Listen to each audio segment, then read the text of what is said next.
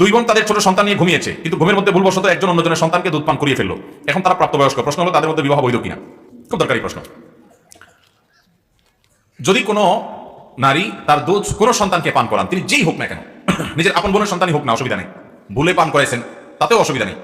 ইচ্ছাকৃত হোক আর ভুলে হোক, অন্য কোনো সন্তান যদি আপনি দুধ পান করাই ফেলেন, বিশেষ করে ভুলে যদি আপনি করাই ফেলেন, তারপরও দুধের সম্পর্ক হয়ে যাবে। দুধের সম্পর্ক হলে কি হবে?